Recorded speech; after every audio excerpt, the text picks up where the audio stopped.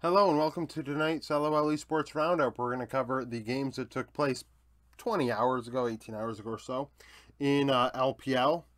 Preview tomorrow's three major region games, LPL, LCK, LCS. In addition, we are going to cover some news first, though. So, three teams made some decisions today. EG have brought up Shaden. Shaden has kicked around with multiple LCS orgs in the jungle, in Academy. Seems to me that he will compete with our Mayo for the starting spot in the jungle for EG's main roster. He had a 2.5 KDA, 5.5 CS per minute, 67.1 KP across all of 2023. This includes a handful of games in Academy to start summer and all the spring games. 340 gold per minute, 353 damage per minute, so 19.6 gold share, 16.9 damage share. So more of a carry-oriented jungler when you really look at how much gold he was getting, dealing more damage than he gets in gold, which is important in the DPM, the per minute situation. However, in terms of at 15 minutes, he is behind your average Academy jungler, behind 70 gold, a couple camps, 125 XP, 12 champions, 41 games. He has been highly touted in years past. I'm not impressed by these numbers, especially the early game numbers. You do not want to bring up a player that cannot keep up with the opposition there, let alone at the LCS level. Average farm, like I said, deals more damage than gold. So that's good, but at the same time, there's a reason for that. His gold numbers are lower than you would like.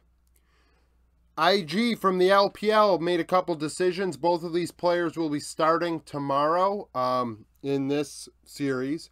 Wen has been called up to play top lane, so YSKM and Nenny are both benched for this LDL top. His numbers are not very good. These were split 1 numbers because split 2 hasn't been 10 games. He struggled, in my opinion.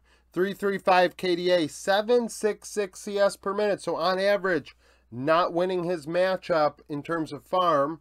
55.5 KP, 387 gold per minute, 455 damage per minute. 20.6% of IG Young's gold. 8 champions, 23 games. I'm not impressed by this. The fact that YSKM was benched for this player is sus. I say it all the time, YSKM is not the same since his health issue, but I do think he's better than these numbers. Bishang has been brought in to play jungle. Bishang played for Team Wii last year. Had a 2.1 KDA, 5 CS per minute, 78.8 KP. Very facilitator oriented. Those are very low CS numbers and a very high KP. 4 out of every 5 kills. Very involved, fighting around him. However, that Team Wii team was awful, going winless. 304 gold per minute, 209 damage per minute. So very passive in the damage. Very, like I said, facilitator oriented. He isn't dealing a lot of damage. He's very involved. Not a lot of farm. 18% of... Why do I have 18 on here? Oh, because I got, these are LPL stats, so I'm able to get these share numbers. 18% of the team's gold, about 12% of the team's damage, 7 champions, 22 games in 2022 summer. Is Bishang better than Tianjin or Tianzhen? I think you should just keep rolling with Tianzhen. However, they have invested a lot into Cryin, I imagine, in terms of money. So maybe they're trying to make it work. I don't know if this is going to solve their issues, really. They are in some trouble. Okay, Bro have already made some roster moves. These do not impress me either. So Bro's challenger team went 10-30 in spring. So those numbers aren't great, right? They've replaced Karis in effort. So Ivory joins in mid. These numbers include all of spring and the few summer games that have taken place. He had a 2.4 KDA, 8.4 CS per minute, 67.1 KP in CK. 379 gold per minute, 581 damage per minute, resulting in about 23% of Bro CK's gold and 28% of the damage. So secondary carry on that team. On average, goes average in mid against CK mid laners at 15 minutes. Down 310 gold, not great. Only 1 CS. Up a bit of XP, 35. That's negligible. 9 solo kills in 44 games. Played 19 champions. If you've been around a while, I do like wide champion pools. But if your numbers are not great with that wide champion pool, you need to drop a lot of the fat. Stop getting cute with the champions and find 7 or 8 champions that you can, at worst, lose with grace, right? So a team that goes 10 and 30, this player's numbers aren't great. Why are we playing 19 different champions when we can't even play a handful? At the level that you're at.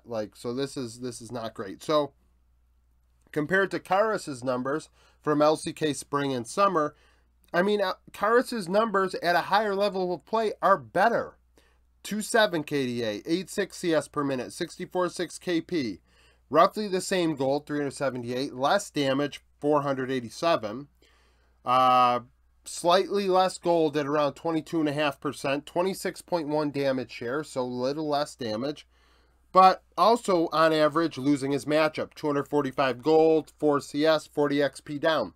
But the point is, how is a player that's not even winning his matchups in Challenger going to outplay a guy that has better numbers in the LCK? I understand Karas is not a world beater. Bro have problems, and I am happy they're making some adjustments here. But there are issues that go deeper. I mean, their prospect pool is not good. Let's just be quite honest with it. 14 solo kills in 51 games, 13 champions played. They've also replaced effort. So Palu has been brought up from CK. In support, he had a 2.7 KDA, 77.2 KP, 183 damage per minute, a 259 vision score per minute. Placed about 6 wards every 5 minutes. Would place 2 control wards every 5 minutes and clear 1 ward every 3 minutes. 12 champions, 41 games. Effort in the LCK, 2.5 KDA. A lot less KP, 66%. So Palu, a lot more involved than effort is. 3 out of every 4 kills versus less than 2 out of every 3. Effort does deal less damage. His champion pool is not as aggressive, 135 DPM. But vision score is better at 3.15. Puts down about 6 wards every 5 minutes, 7 wards every 5 minutes. More control wards, 1 every other minute. But also clears more wards at 2 every 5 minutes, 12 champions, 51 games. So these moves are not, I don't think they're going to, I mean, I say it, I've said it. Bro are not my favorite team. But Karas and effort, regardless of if you think they're not good, the players that are hypothetically replacing them, I do not believe are better. So, I guess Palu maybe, but Ivory I do not think is better than Karas. I really don't. You can be the biggest Karas hater, but unless you can tell me how Ivory's numbers are deceiving me, I mean, it is what it is. People are going to say, well, numbers only tell one part. That's fine. If you watched all his 44 games on those 19 champions, you've seen him more than I have. Now, for the games from today, we're going to go over this kind of quickly. LPL, NIP, OMG. NIP 24th in the power rankings, fall to 3-3. OMG 10th, go to 3-2, winning 2-1. Shanju is MVP, 8-4, 17, 31% of damage. PP God, 0322 had the best KDA. Fodic, 5-7, 12, 33% of damage for NIP. OMG lost game 1. They got smoke showed. NIP came out firing. Angel on point on the TF. Shadow doing work. Invincible being impactful. Bot lane, meh. That's why Fodic ends up with more deaths than kills. Really wasn't that impressive. However, Shanji got Kennen in games 2 and 3 and took over the game, dealing a shit ton of damage in fights. Cream was okay into Angel. Angel did have a pop-off moment with the Quadra in this series, where Cream really didn't have that big pop-off moment. I thought Aki looked good at times. And then Abel in Game 3 on the Tristana really did a lot of work in team fights, saved the game as he and Angel really duked it out. So, I mean, OMG win. It wasn't clean. I did think it would be a 2-1, so, I mean, both predictions I got right. I'm 38-12, and I got the series score right. So, you know, it's not a surprise OMG did lose a game. Game 2, they responded with a very solid win, and then Game 3 was a bit of both, you know, a mix, a competitive game. You know, I thought Abel in Game 1 and Game 2, like I said, the bot lanes were not really there, but in Game 3, Tristan Emilio was an interesting combination. He even turned down probably an easy penta by, you know, all he had to do was kill Zuo, or I can never pronounce his name properly. He turned down probably an easy penta to end the game, which I give him credit for. So, yeah, OMG win 2-1. Pretty easy win. RNG, JDG, RNG 23rd in the power rankings, fall to 2 and 3 as JDG move on to 5 and 1, first in the power rankings. Clean 2-0, dominant. Kanavi was MVP. He had a nasty Wukong Game 1 where he had an early level 1 kill and then ended up with double-digit kills by the end. He had a ton of DPM as well. Knight, 15, 9, 25, 30% of damage. Ruler, 20 kills, 3 deaths, 14 assists. LP in the loss, 12, 14, and 7, 33% for RNG. Wei on the Poppy in the early game was able to keep up with Kanavi, but then in the mid to late game blew it in one of them. Really struggling. He did steal a Baron in that game, but he can only do so much. As Breathe was outplayed by 369, LP and Lamau. I mean, LP found kills, right? But did die a lot, tried to play aggressive. Tangwan was outclassed. I mean, RNG were just not, they didn't stand a chance in this one. JDG are the best team on paper. They're playing very well. The only angle was Breathe and Wei somehow figuring out a way to beat 369 and Kanavi. It is theoretically possible. I think both of those players are very talented, but it wasn't close today. Outside of that little window of time where Poppy got a ton of kills, which you really don't want for Wei. So, you know, it's the unfortunate reality. You know, RNG are going through a rebuild. So, I mean, honestly, I think LP is probably going to be decent. And then the top side of the rift is very good. So, mid needs help, and support is an older player that's kicked around a bit, right? And Lamau, I mean, we can sing JDG's praises all day long about how this 2-0 was dominant, but I mean, I think it's pretty self-explanatory. Sneak peek for tomorrow. Weibo, LGD. Weibo 7th in the power rankings, 2 and 2. LGD 0 and 5. Weibo lost to top. LGD lost to Rare Adam last time these two teams were on the Rift. The last time they played each other, Weibo would win 2-0. The only matchup that remains the same is support. Top lane. Now, Fearness plays, or Decade. Honestly, it doesn't matter which. Zhaozhu played the last time into the Shy, so that's not going to matter. Jungle, Wei now plays instead of Karsa. Mid lane, XQW played, now Hai Chao does. AD carry, Envy is slated to start. So the only matchup that remains the same role-wise is Crisp and Jin Zhao. Crisp went 3-6-24, 11% of damage in the win. Jin Zhao 7-10 and 7, 13% in the loss. IG, EDG, IG 1 and 3, EDG 1 and 3, but EDG are 12th in the power rankings. They're coming off of a loss to JDG, IG coming off a loss to Team Wii. Last time these two teams played in spring, IG actually won 2-0.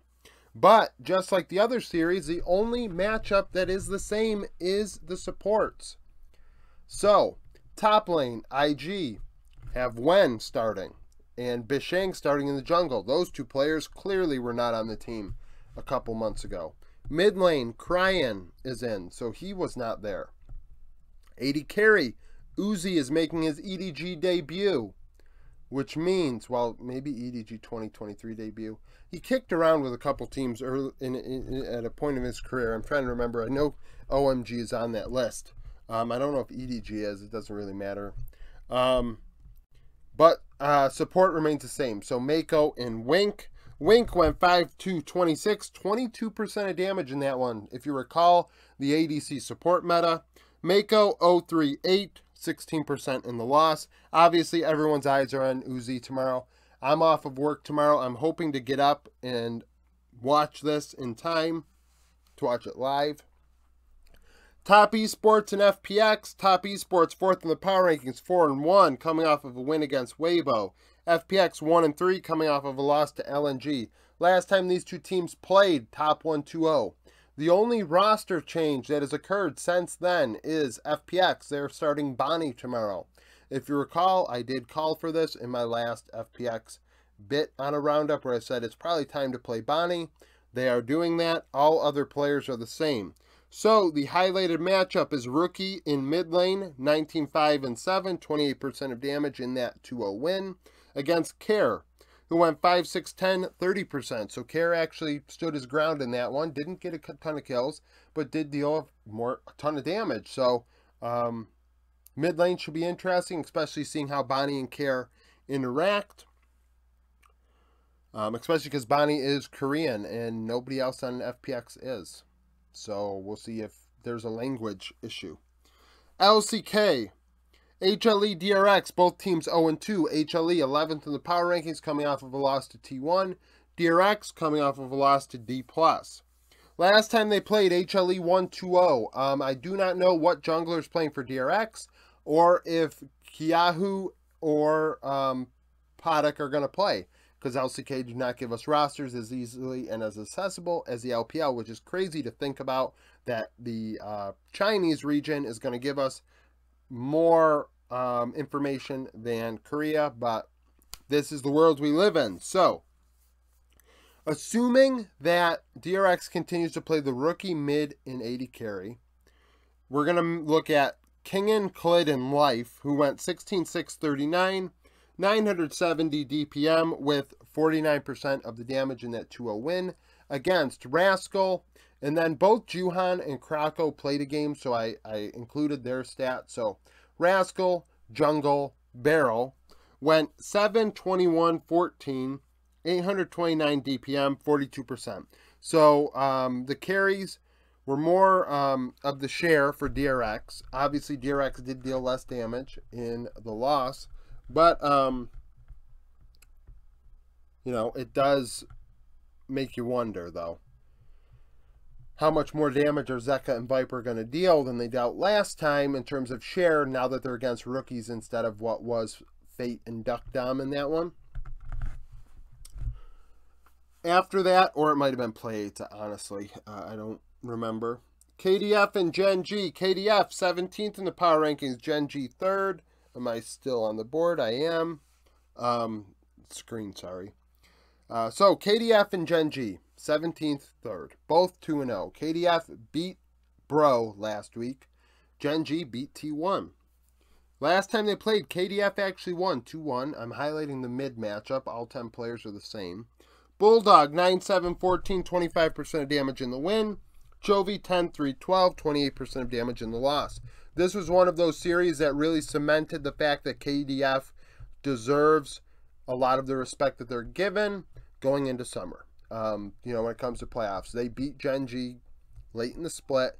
Gen G ends up going on and winning the LCK, you know, being competitive at MSI.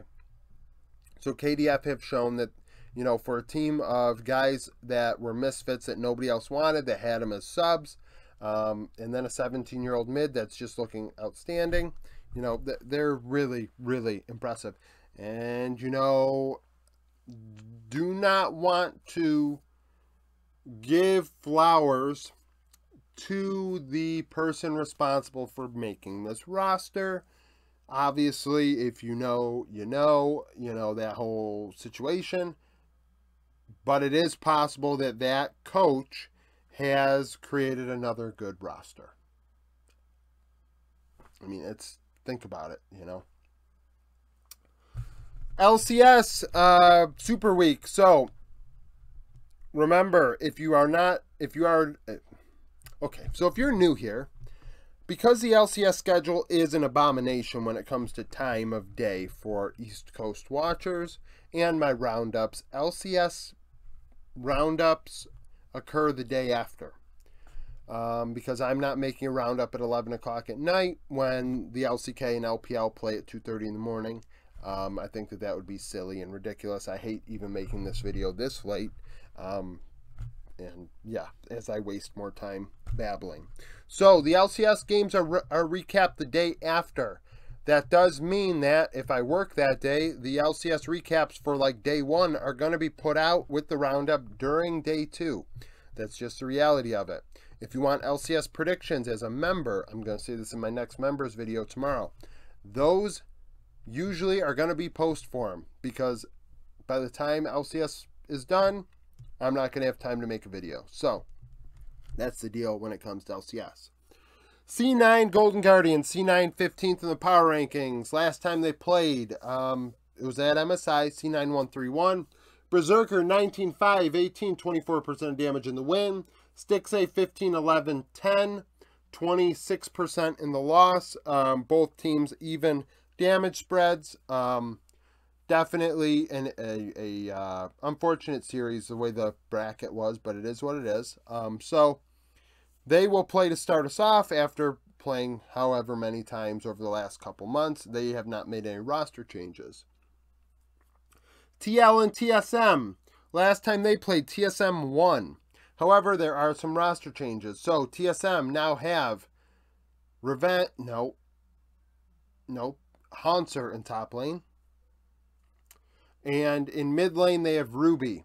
So those two slots have switched. So we're comparing Boogie, Wild Turtle, and Chime, who went 9, 12, 23, 1,133 damage, 53% of the team's damage in that win against Pyoshik, Yeon, and Court JJ, who went 185, 613 DPM, 39%. So literally 500 DPM less, 16% less damage share. That is a lot of less damage, a lot of passiveness.